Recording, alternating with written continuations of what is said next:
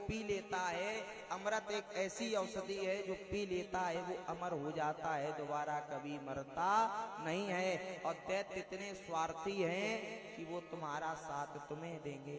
बोले कैसे मित्रता करें?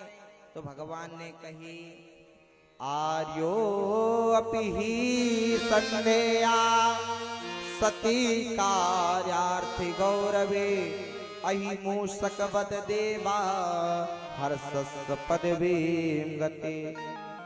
तुम्हें मित्रता ऐसी करनी है जैसे समय आने पर एक सर्प मित्रता करता है चूहे से। सर्प चूहे से मित्रता करता। देवताओं ने भगवान से कहा, सर्प भला चूहे से क्यों मित्रता करेगा? सर्प का तो भोजन है चूहा। भगवान ने कहा, सुनो देवताओं, एक बार एक व्यक्ति ने सर्प को पकड़ के एक पिटारी में डाला और कुछ समय के बाद में सर्प के भोजन के हेतु एक चूहे को पकड़ करके पिटारी में डाल दिया। बड़े ध्यान से समझना। सर्प ने चूहे को देखा, चूहे ने सर्प को देखा, चूहा तो सर्प को देख करके सिमट गया, लेकिन सर्प ने चूहे को देख करके भक्षण नहीं किया। सर्प ने चूहे से कहा, भैया चूहा आप डरो नहीं। चूहा बोला, भैया डरें कैसे नहीं, हमारी आपकी तो बुजुर्गों से शत्रुता चली आई है तो डर तो लगता ही है। बोले आपको हमसे डरने की कोई आवश्यकता नहीं, हम वैसे सर्प नहीं है, आप हमारे मित्र बन जाओ। सर्प ने चूहे को अपना मित्र बना लिया और बात ही बात में चूहे से कहा, भैया चूहा एक बात बताओ, हमने सुना है तुम्हारे वंश वालों के दांत बड़े पहने हुआ करते थे। अब जैसे ही बड़ाई की तो चूहा बोला, पहने हुआ करते थे नहीं, पहने हैं। हाँ। बोले अच्छा? बोले हाँ। सर्प ने कहा, तो आप इस बांस की पिटारी को काट सकते हो? बोले बांस की पिटारी को छोड़ो, हम चाहें तो हम लोहे की पिटारी काट सकते हैं। बोले तो काट सकते हो? बोले हाँ। बोले तो काट लो, क्यों फिर बंधे हो इसमें? काट लो, तुम अपने घर को चले जाना, हम अपने घर को चले जाएंगे। सर्प ने चूहे से कहा और चूहे ने पिटारी काट दी। जैसे ही पिटारी काटी, सर्प तो तुरंत निकल करके बाहर खड़ा हो गया और चूहा अंदर। सर्प ने देखा कि चूहा बाहर नहीं आ रहा। सर्प ने चूहे से कहा, भैया अब अंदर क्यों हो, बाहर आ जाओ। और जैसे ही चूहा बाहर आया, सर्प ने चूहा को मुख में दबा लिया। चूहे ने सर्प से कहा, भैया हम तो मित्र हैं। सर्प ने कहा, एक बात बताओ चूहा भैया, हमारी मित्रता कहाँ हुई थी? बोली पिटारी के अंदर। तो जब तक हम तुम पिटारी के अंदर थे मित्र थे, अब पिटारी के बाहर हैं इसलिए शत्रु हैं। इतना कह करके चूहे का भक्षण कर लिया। यही कार्य तुमको करना है। महाराज देवता गए दैत्यों के पास, अमृत का लालच दिया और दैत्यगण तैयार हो गए। एक बात बताएं, आप किसी व्यक्ति से कहो भगवान शंकर की पूजा करो और अगला व्यक्ति कहे कि भगवान शंकर की पूजा करने से हमें लाभ क्या होगा, तो समझ लेना ये पक्का दैत्य है। हाँ, क्योंकि जितने दैत्य प्रवृत्ति के मानव होते हैं उन्हें कार्य से पहले लाभ की आवश्यकता पहले होती कि लाभ बताओ तो हम काम करें। एक व्यक्ति ने हमसे कहा, गुरुजी हमारे पास हम पैसा तो बहुत कमाते हैं, लेकिन हमारे माता पिता हमारी कभी प्रशंसा नहीं करते। हमसे कहा तो हमने भैया से कहा उनसे कि भैया जी ऐसा काम करो, आप प्रतिदिन नहाते हो तो नहाने के बाद में, स्नान करने के बाद में सूर्य को जल में लाल सिंदूर, लाल जल करके, लाल पुष्प डाल करके अर्घ दिया करो। इससे आपकी प्रशंसा होने लगेगी और लक्ष्मी भी आने लगेगी, है ना। तो हमने ये नहीं बता पाया कि आपकी इससे प्रशंसा होगी, लक्ष्मी आएगी। तो बोले महाराज, बोले सूर्य को अर्घ देने से होगा क्या? अब बताओ, एक तो कार्य के कार्य बता रहे, साथ में उन्हें यही बताएं कि होगा क्या। तो वही दैत्य कर रहे हैं कि बताओ समुद्र मंथन तो हम करें, होगा क्या? बता दिया इससे अमृत निकलेगा। तैयार हो गई दैत्य। मंदराचल पर्वत को उठाया, लेकिन भगवान गणेश जी की पूजा नहीं की, मंदराचल पर्वत गिर गया। और जब गिरा जहां पर से उठा वहीं पर पुनः स्थित हो गया। भगवान की देवताओं ने प्रार्थना की, भगवान नारायण आए, एक हाथ पर गरुड़ पर बैठ करके मद्राचल पर्वत को उठाया और समुद्र में आकर के रखा।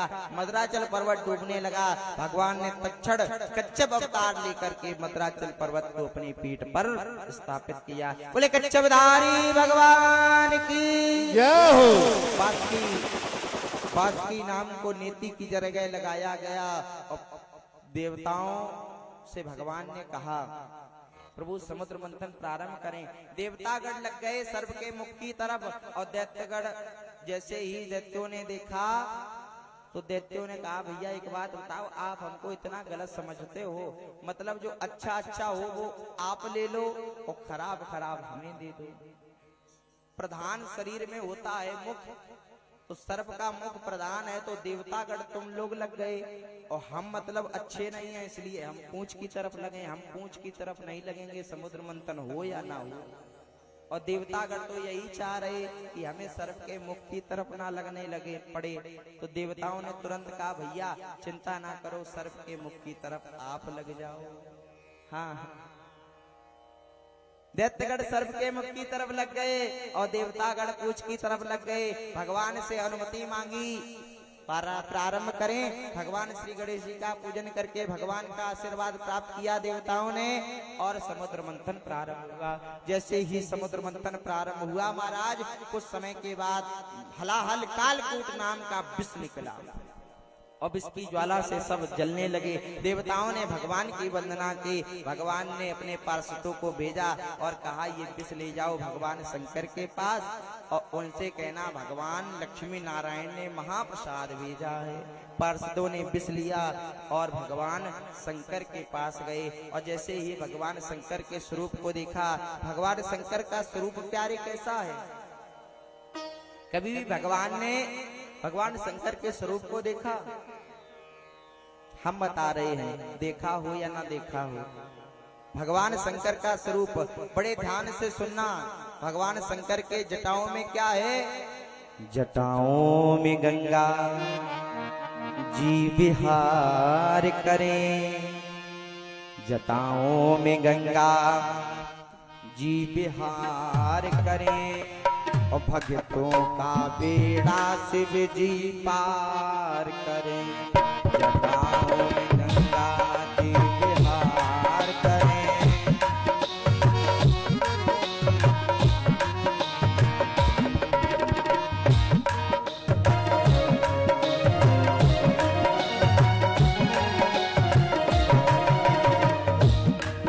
आज भगवान के पार्षद भगवान शंकर के स्वरूप को देख रहे हैं। भगवान शंकर बैठे हैं कैसे? बैठे शंभु भभूति रमाए, बैठे शंभु भभूति और गले सर्पों का हार सजाए, गले सर्पों का और मस्तक पर चंदा चंदा, मस्तक पर चंदा, मस्तक पर चंदा उजयार करें। भक्तों का बेड़ा शिव जी पार करें। जटाओं में गंगा जी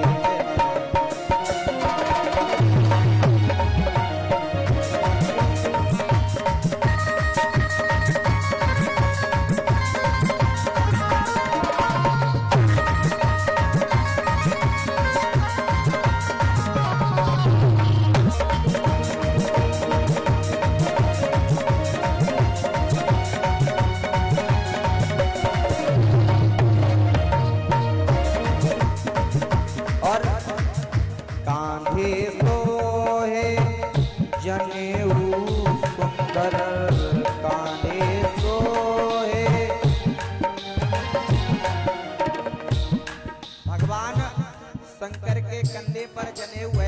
कैसा जने हुए? नयन तीन उपवीति भुजंगा, नयन तीन उपवीति भुजंगा, कांधे सोए जनेऊ